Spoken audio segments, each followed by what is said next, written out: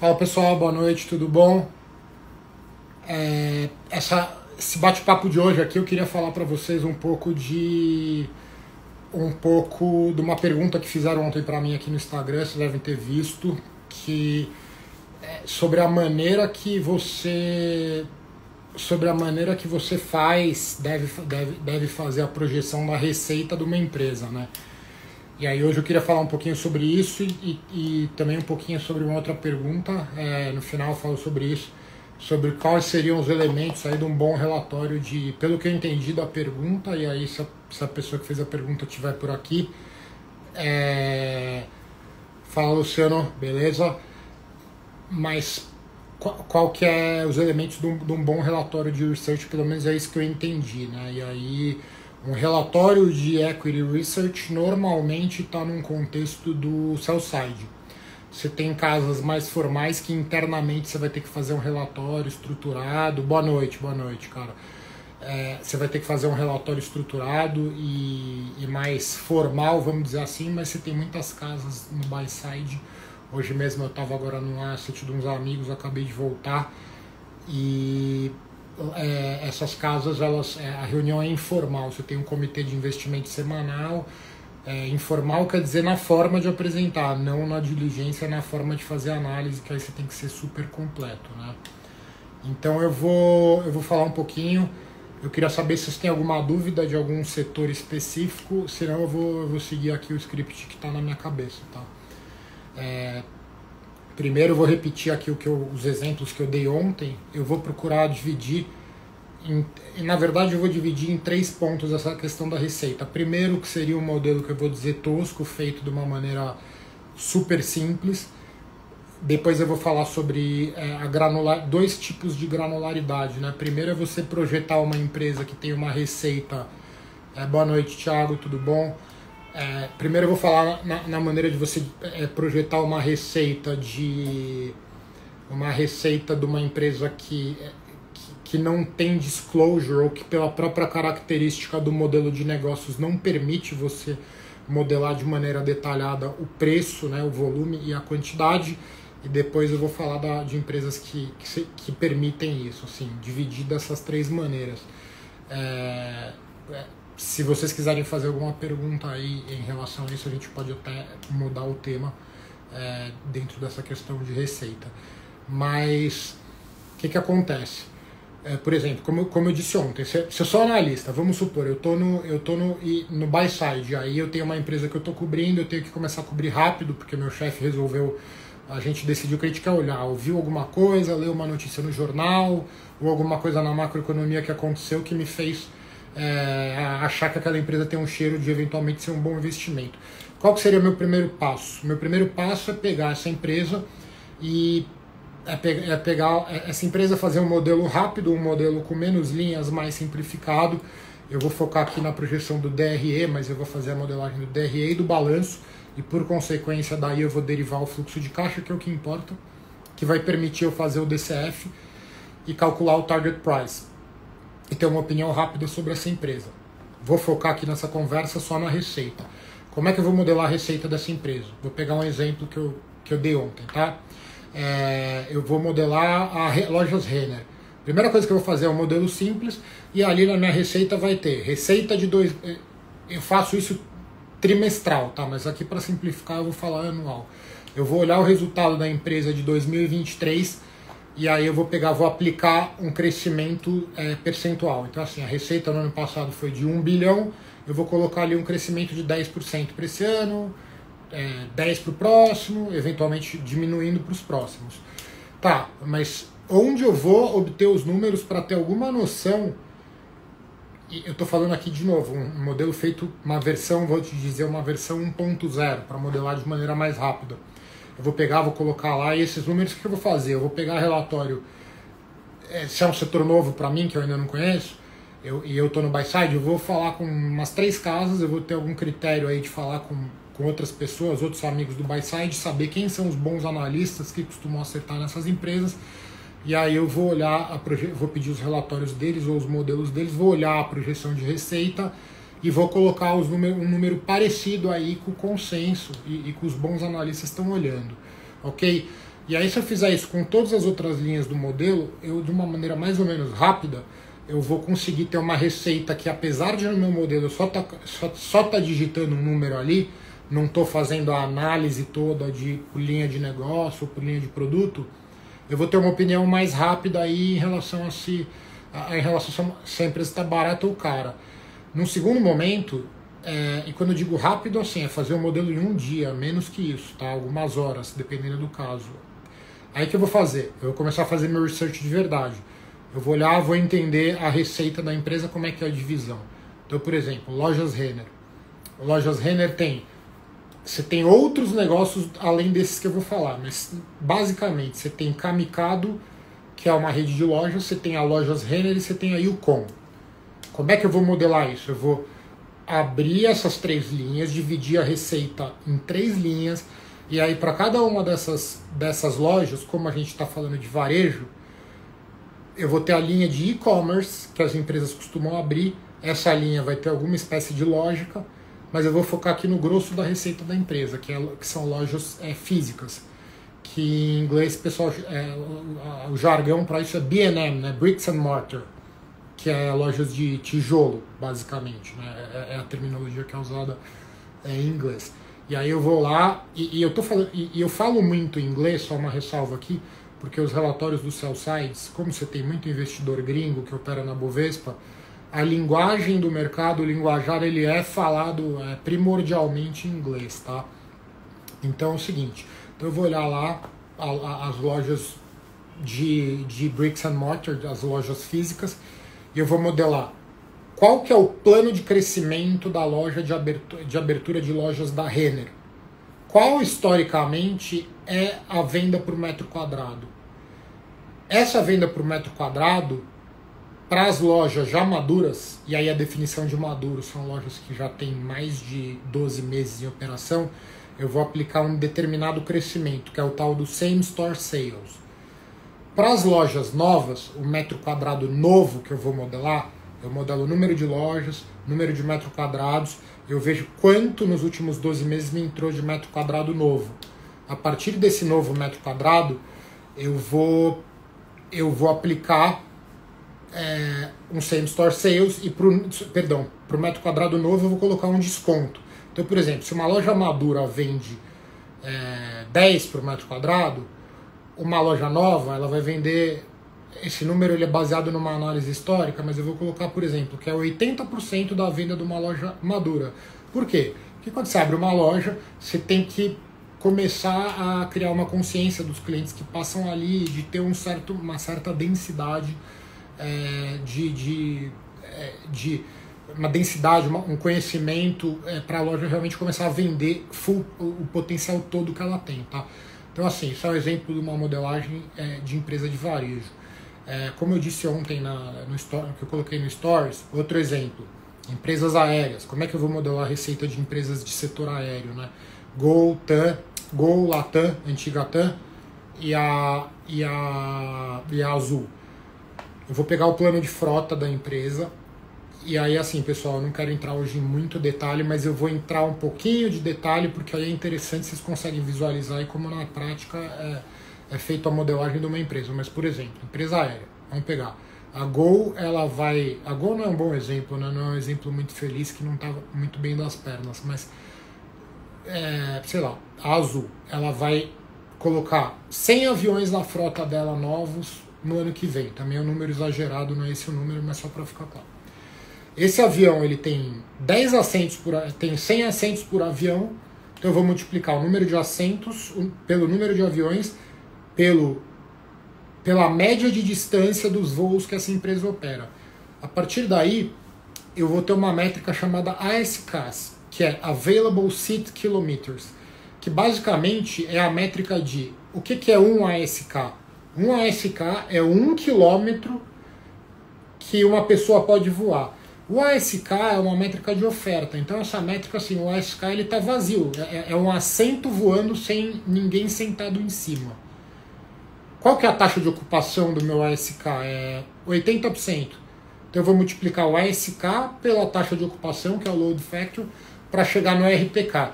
Essa é a métrica Q, é a métrica de volume de uma empresa do setor aéreo. E todo jogo do setor aéreo é assim, o que move o valor de uma empresa aérea? Ela é impactada por uma série de variáveis externas, que não vem ao caso falar isso agora, como o preço do petróleo e o dólar, mas o que é a métrica? O que faz, o que move a agulha? O que move o gatilho? O que faz a empresa realmente dar resultado? No lado da receita, não do custo. É o quanto ela consegue ocupar desses assentos do avião, multiplicado pelo yield. O que é o yield? O yield é o preço que uma pessoa paga para voar 1 quilômetro. Então é curioso porque o setor aéreo, você tem uma lógica, uma forma de olhar o setor, que você traz tudo para o unitário e olha o unitário. Quanto é o yield? O yield vezes o load factor, que é quanto do ASK está ocupado, é o RASK, que é a receita por ASK.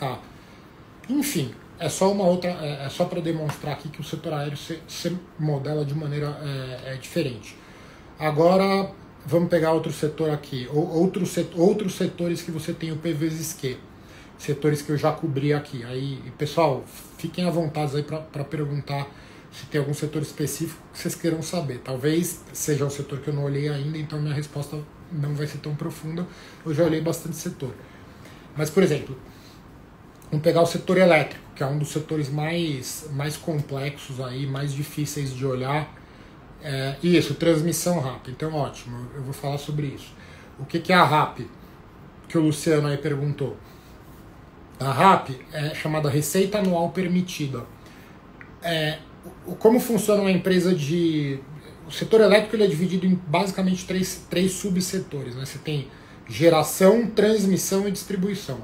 Basicamente, desde a usina, geração, a transmissão são aquelas linhas, quando a gente viaja na estrada a gente vê aqueles linhões, e a distribuição é o mais complexo, o mais difícil de olhar e o mais arriscado do setor elétrico. As empresas do setor elétrico de transmissão, ela tem a receita anual permitida. O que é a receita anual permitida? Eu sou um operador de transmissão, eu participo de um leilão e nesse leilão eu ganho. Qual é a variável disputada no leilão de empresa de energia elétrica? De transmissão? É justamente a RAP. No leilão tem uma RAP de, vou inventar um número aqui, 100 milhões por ano. 100 milhões por ano. Eu ofereço 90, o outro cara oferece 80. O cara que ofereceu 80 vai ganhar.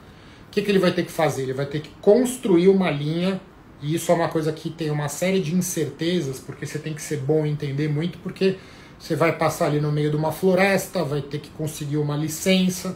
E qual que é o jogo? O jogo é que quando eu ganho o leilão de transmissão, esse leilão ele dura um determinado tempo. Eu não me lembro agora exatamente o tempo padrão das concessões de transmissão, mas vamos dizer que seja 30 anos. Durante 30 anos eu vou ter direito a receber a RAP daquela linha.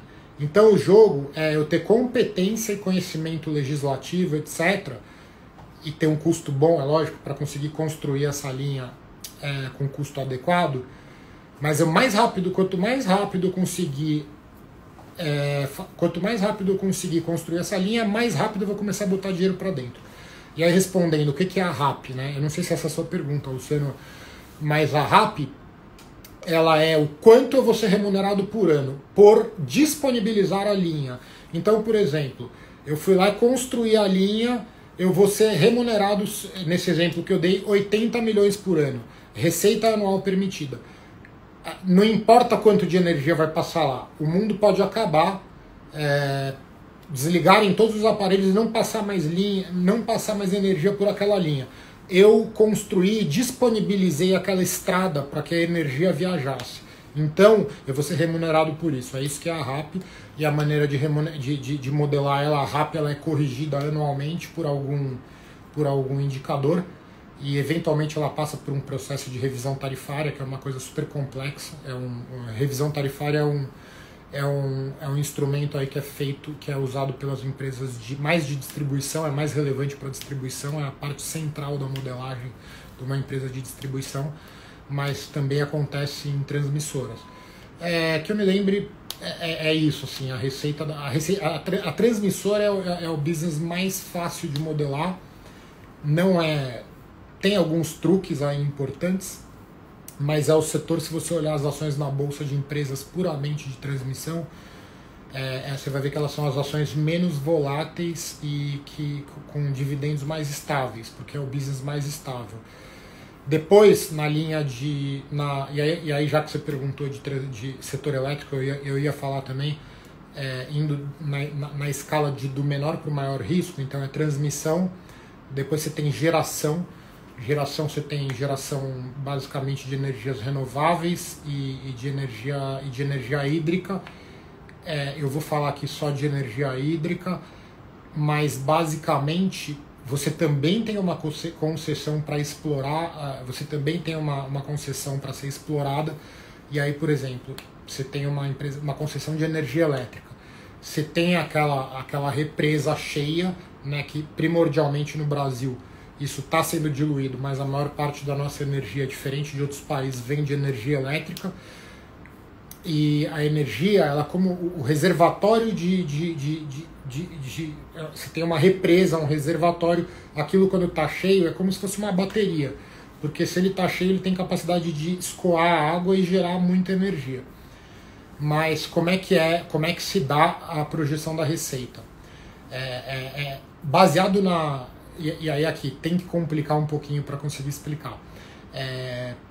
Baseado na capacidade na pluviometria e nas chuvas históricas, enquanto de água cai do céu e enche os reservatórios, você tem uma capacidade anual de geração de megawatt. E aí você tem um termo importante no setor que chama garantias físicas. A minha capacidade de geração não é o que eu falo baseado na represa que eu tenho, é baseado na ANEEL, Agência Nacional os órgãos reguladores do setor elétrico, eles determinam, falam, olha, tua capacidade é tanto. E às vezes você tem um corte em relação a isso. Porque eu acho que se chover tudo direitinho, bababá, eu vou conseguir gerar 100 megawatts por ano. Mas a verdade é que às vezes a ANEEL vai e fala, não, você só consegue 80 porque eu acho que a chuva vai ser menos esse ano. Isso é a garantia física. Então como é que eu modelo uma empresa de geração? Eu tenho a garantia física, e daí eu tenho a quantidade de megawatt-hora que eu, baseado no número de dias do ano, número de horas, eu tenho a quantidade de megawatt-hora de energia que eu consigo gerar, e aí eu tenho duas opções.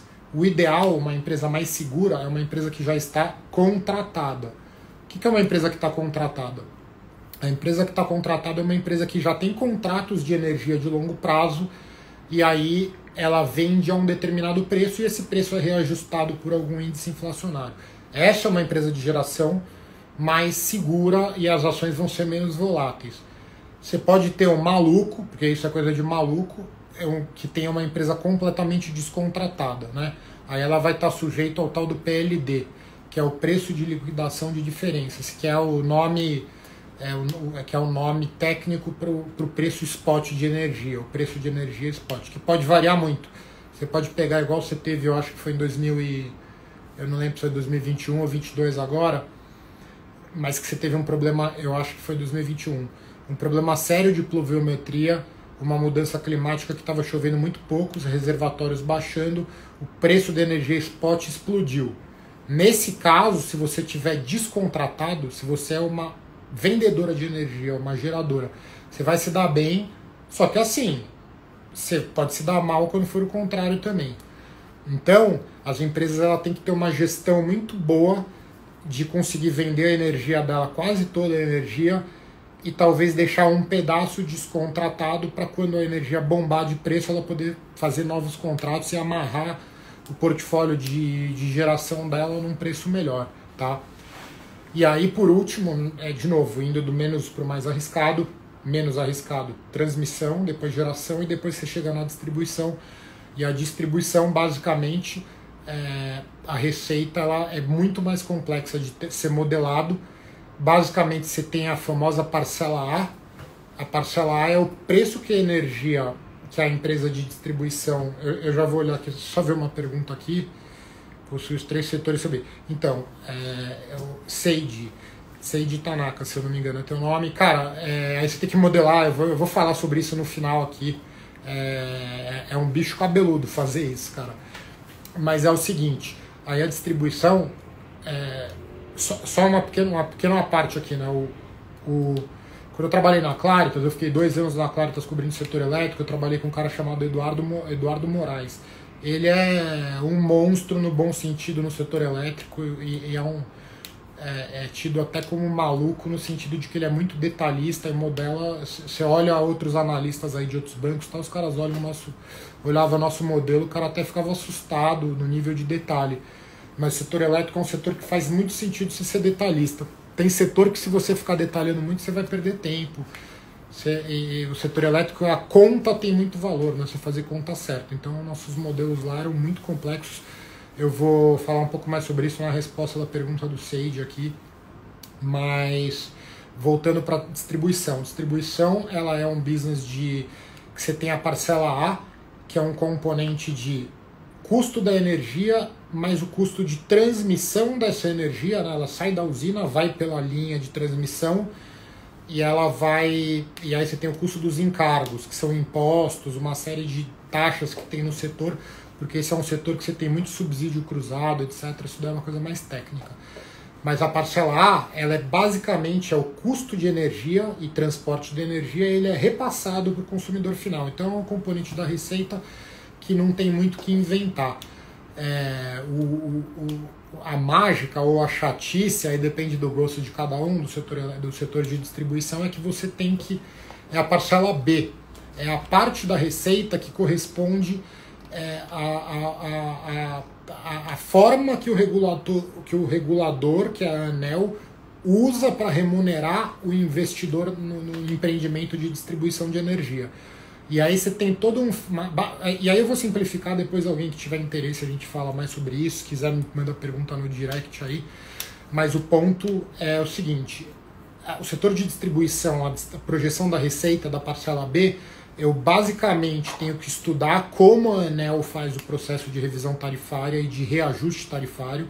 A revisão acontece entre 3 e 5 anos, de 5 em 5 anos, e anualmente, quando não tem revisão, você tem o reajuste, que é um reajuste por algum índice de inflação.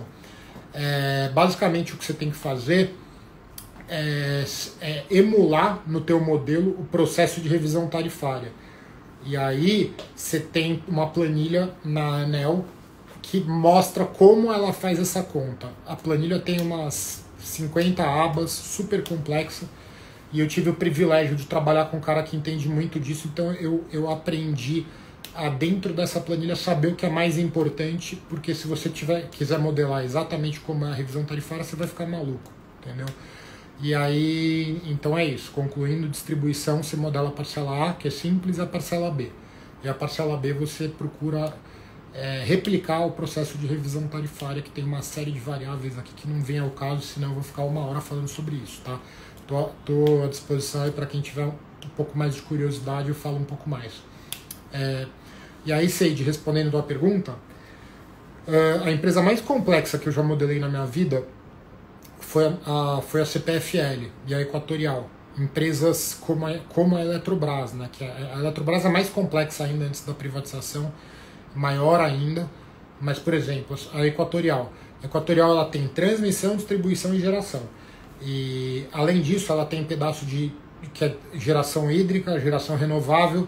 A verdade é que aí eu não sei se todos vocês já estão familiarizados, mas um income statement, um DRE, ele tem uma linha que chama equivalência patrimonial, que é basicamente uma forma de você modelar, que você não está modelando a receita da empresa ali em cima. Vamos lá, dando um passo atrás aqui, falando de outra forma. A Equatorial ela é uma holding, a CPFL é uma holding, a Eletrobras é uma holding. Embaixo dela você tem um monte de empresas. Pegando a Equatorial, ela tem 5 distribuidoras de energia, ou mais hoje, eu não sei se ela comprou mais alguém. Ela tem um monte de transmissora e ela tem geradora. Na verdade, a CPFL que tem geradora, a Equatorial não é muito forte em geração. Eu tenho que modelar todas as empresas. Então, assim, embaixo da CPFL eu modelava, sei lá, ela tem mais empresas que isso. Tem umas que reportam de maneira agregada. Mas a modelagem tinha umas 30 empresas, umas 30 abas, e eu tinha que modelar todas as empresas. Você tem analista que pega, não, ele vai querer fazer um esqueminha de mexer na receita direto e simplificar. Ele vai errar feio, entendeu? Isso é uma outra coisa aqui que eu acho super relevante em modelagem financeira. Você tem cara que vai lá e fala, vou modelar simples, porque para ser rápido. Cara, legal modelar simples para ser rápido, só que tem negócio que não dá. Você tem que fazer a projeção das três. Então assim, Seiji, como se funcionaria para projeção? A Eletrobras não é uma empresa, ela é uma holding que tem várias empresas e são negócios diferentes, tem que modelar todos os negócios. Obviamente que isso é limitado pelo quanto de disclosure ela dá, entendeu? Mais alguma dúvida aí, galera? Mais alguma pergunta? Ana entrou aí agora. E aí, pessoal, agora eu tava falando de empresas de P vezes Q, que eu consigo modelar o volume versus preço. Agora eu queria falar de... Beleza, Seiji, legal. Eu queria falar agora de empresas que você não tem esse disclosure. Vou dar um exemplo aqui de uma empresa que muita gente talvez conheça, que é um dos cases de umas empresas que mais bombaram na bolsa aí desde a época que eu cobri ela, que é a VEG. Eu cobri ela em 2007, faz tempo já, tô velho. A empresa, a VEG, ela tinha na época, né? E hoje está mais complexo ainda, mas na época ela tinha empresa de GTD, que é geração, transmissão e distribuição de energia, que ela fornece equipamentos, né, geradores para essa área. Você tem o setor de motores elétricos e o setor de tintas e vernizes, né, o segmento. E um outro segmento de serviço. E é uma empresa que tem presença global. No mundo inteiro ela tem presença. Então, assim, primeiro que a projeção envolve câmbio, né? Eu tenho que, de alguma forma, quebrar entre as moedas que ela vende. Ela vende em real, vende em euro, vende em dólar. E eu tenho que modelar e procurar quebrar, sempre dependendo do quanto de informação ela me dá, porque tem empresa que não abre muito. A empresa deveria abrir mais do que o regulador, que é a CVM, demanda, mas você tem empresa que, por razões até estratégicas, não querem mostrar muita informação para o concorrente, né? Mas aí, por outro lado, também ela vai atrair menos investidor, porque se o investidor não consegue fazer conta, muitos não vão investir na empresa. Mas a VEG, por exemplo, e aí para simplificar aqui eu vou falar de um segmento, mas o que eu vou falar aplica-se para os outros segmentos. Você tem motores elétricos, e aí você não tem um motor elétrico que custa R$1.000, e aí eu tenho o preço e a quantidade. Ela divulga só a receita dos motores elétricos, que o mix de produto é tão grande que você tem mais de 1.000 tipos de motores elétricos, dependendo da configuração, da potência, etc. Então, assim, como é que no meu modelo, mesmo que a empresa divulgasse isso, eu ia lá e ia ter 1.000 linhas de quantidade e 1.000 linhas de preço. Cara, eu não vou conseguir acertar essa projeção. Então, esse tipo de análise, ele é baseado, vou te dar um exemplo. A VEG fala, meu maior cliente agora é o segmento de indústria de cana. E aí ela fala num call, essa informação ela não dá, ela vai lá num call de resultado e fala, mais ou menos 30% da minha receita de motores vem do setor de indústria de cana. Você tem que, quando você é analista, tem que anotar ali rapidinho esse número, e aí no teu modelo você vai tentar, a receita desse segmento aqui foi 100 milhões, então 30 milhões foi do segmento de cana.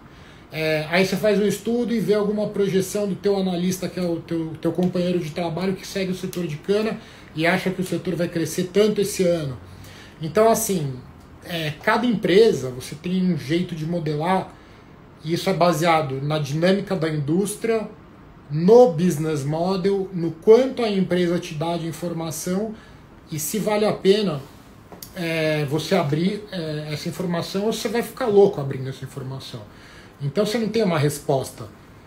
Você tem uma resposta do que é certo, você tem que entender o business, mas a resposta do que é errado é tentar usar a mesma maneira de projetar receita para todos os negócios. Porque por que eu estou fazendo essa live sobre receita? Talvez um dia eu fale sobre como modelar o custo. Mas a receita é o principal driver do modelo da maioria dos negócios, né? A receita é onde você deveria gastar mais energia. Obviamente que você tem os custos, o capex, etc. e outras variáveis, só que assim, quem paga as contas é a grana que entra, né, pessoal? Então é meio que isso. E aí, por fim, para não me estender muito aqui, Ontem alguém me fez uma pergunta sobre o que seriam os elementos aí de um bom relatório. Uma outra hora eu falo só sobre isso, mas assim, o que é um relatório do sell side? O objetivo dele, ele tem que ter, primeiro, deveria começar pelo final, né? Fala assim, ó, compra ou vende a empresa. O sell side, ele gosta muitas vezes de ficar fazendo um relatório grande, bonitinho, com gráfico bonito, tal, e fala pra caramba, só que assim, o buy side, ele recebe 300 relatórios desses por dia. Ele tem muito trabalho, então assim, é legal você mostrar que você sabe, você escrever bastante, mas no fundo você tem que dar call. Você tem que falar assim, ó, essa empresa aqui tem que comprar ou tem que vender. E isso não pode ser uma coisa para investidor institucional, não é um linguajar igual algumas empresas aí que falam para pessoa física, uma coisa sensacionalista. Você tem que ser objetivo, falar, ó, acho que tem que comprar a empresa por conta disso, disso, disso. Isso tem que estar na capa do relatório. Eu não sei se vocês já viram se todo mundo aqui já viu algum relatório de research de sell side. Mas pode entrar aí, cara. Não pode fazer. Desculpa, pessoal. Mas o relatório de sell side, ele tem todo um padrão na capa. Você tem que falar o target price, que é o preço-alvo, quanto a ação está agora, quanto tem de upside. Mas isso é padrão da indústria, não é uma coisa que não tem muito o que mudar. Os elementos importantes é assim, qual que é a recomendação de investimento? Eu falo muito que no mercado financeiro, no mercado de ações, você tem que enxergar o que os outros não estão enxergando. Então, se eu acho que uma empresa tem que comprar, é porque eu fiz uma conta e acho que ela vale 20 e o mercado acha que ela vale. E o preço na bolsa está 12, então vai subir. Tá, eu deveria saber por que a galera tá. Por que eu sou tão esperto que a galera tá achando que vale 12? Porque estão pagando 12, é o que acham que vale. Eu acho que vale 20. Eu acho que vale 20. Porque eu fiz uma conta.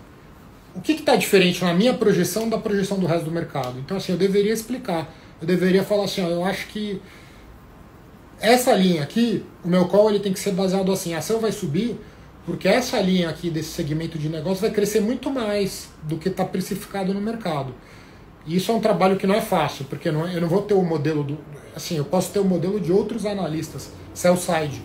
Mas o buy side, que é meu concorrente, ele não vai me dar o modelo dele para eu ver qual que é a premissa que ele está usando. Então, para você saber isso, você tem que falar com muita gente, você tem que ter senioridade, você tem que ser organizado, você tem que ter um bom modelo para que você consiga fazer esse trabalho. Então, assim, esse é o ponto. Você tem que dar um call, falar compra ou vende, e isso está bem fundamentado. Tá? Depois eu posso falar sobre a parte formatação, a parte mais de forma do relatório, a forma de falar, tal, mas essa é a essência da coisa. É isso, pessoal. Alguém tem uma pergunta aí?